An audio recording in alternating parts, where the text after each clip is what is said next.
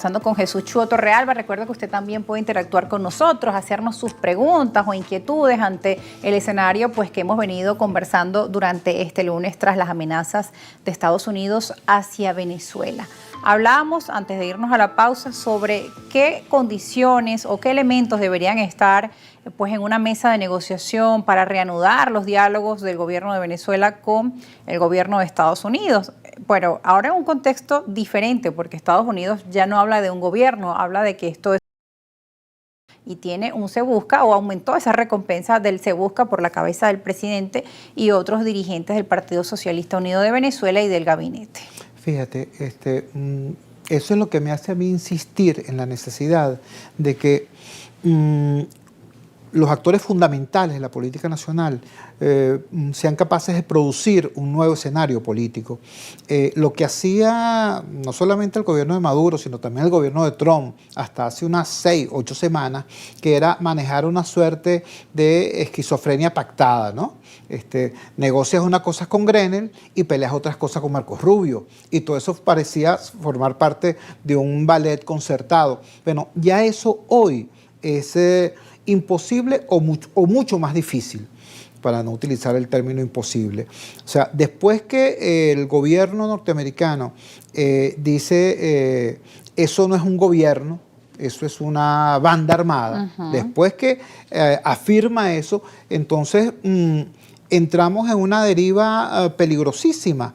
Peligrosísima no solo para el gobierno, sino para el país, porque si el gobierno no es gobierno, sino una banda, el país no es país, sino un terreno, un territorio azotado por una banda. Entonces, el tipo de confrontación que está planteado acá es distinto a cualquier tipo de confrontación entre estados, ¿no? Además, son amenazas muy diferentes a las que ha hecho Estados Unidos en el pasado. Hay un tono diferente y hay elementos diferentes acá. Hay una cosa que se llama las reglas de confrontación, las reglas de enfrentamiento. Varía completamente. Entonces, por eso, de manera muy clara, no se trata entonces de qué tipo de diligencia va a hacer ahora el gobierno de Maduro para enfrentar esto.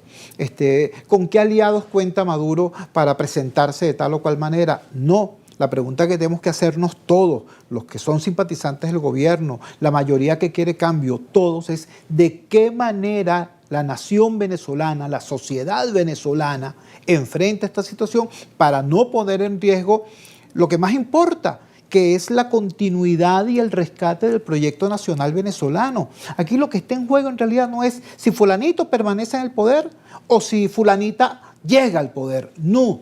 Aquí lo que está en juego de verdad es la continuidad del proyecto nacional venezolano, nada más y nada menos. En este momento que estamos hablando, casi toda nuestra frontera está deshilachada ya. Hay grandes zonas del país, y no solo la frontera, donde el Estado venezolano no ejerce soberanía, sino que la ejercen grupos armados, bandas delincuenciales o cárteles de narcotráfico.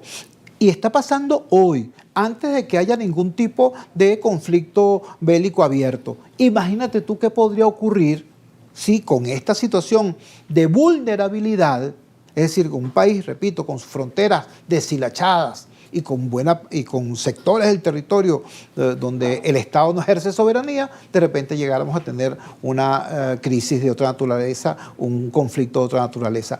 Eso hay que preverlo y hay que evitarlo. Y evidentemente tenemos las vulnerabilidades políticas que ya mencioné y también tenemos unas vulnerabilidades sociales que como ciudadanos yo tengo que reconocer. ¿Cuál sería el ABC de la respuesta si nos preguntáramos, bueno, ¿y qué hacer para que los actores políticos asuman otra posición? Yo te diría, la respuesta clásica, bueno, hay que hacer presión social, ¿no? Para que los actores políticos estén a la altura del dolor y de la esperanza de la gente. Pero hoy eso tampoco parece posible porque lo que decíamos antes, claro, tenemos a un sector de la sociedad venezolana manejando esto con mucha inmadurez política, no con el cerebro, sino con la ansiedad. Quieren salir de esto y dicen como sea, sin entender que ese como sea puede ser terriblemente peor. Y tenemos a otra gran mayoría del país sencillamente en modo sobrevivencia. Están desconectados hartos, también, claro, algunos y por con su razón, sobrevivencia. Sí. Están hartos del gobierno y están razonablemente y hartos de la escépticos, oposición también. razonablemente porque escépticos. dicen, no es primera vez que dicen que ya este es el final o ya vamos a cambiar de gobierno, así, esta es la batalla final. así. Eso lo han escuchado antes. Hartos del gobierno e incrédulos frente a la oposición. Claro. Entonces, bueno, dedicados a sobrevivir, hay que modificar eso. Y esto implica un esfuerzo ciudadano, un esfuerzo social y un esfuerzo político, porque, repito, lo que tenemos por delante no es un quítate tú para ponerme yo. Lo que tenemos por delante es una situación muy compleja. Perdóname que hable como lo que soy, como maestro de escuela. Si viéramos lo que era el mapa de Venezuela de hace 150 años, era un mapa grandísimo, grandísimo. El mapa de Venezuela se ha achicado como cuando tú tiras un bistec de hígado en un sartén caliente. Bueno, se encoge. Se encoge, ¿me entiendes? Así se encogió el mapa de Venezuela. ¿Por qué?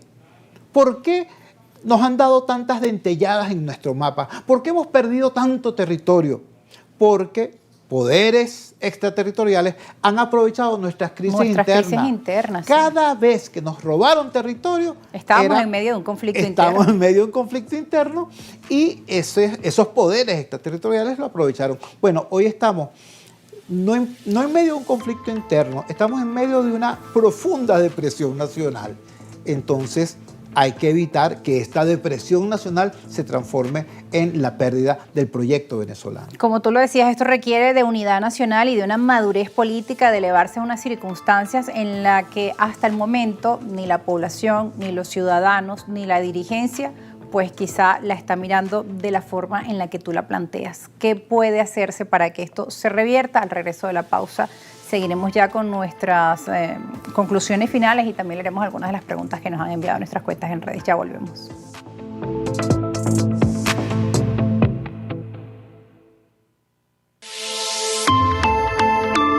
Y tiene un Se Busca, o aumentó esa recompensa del Se Busca por la cabeza del presidente y otros dirigentes del Partido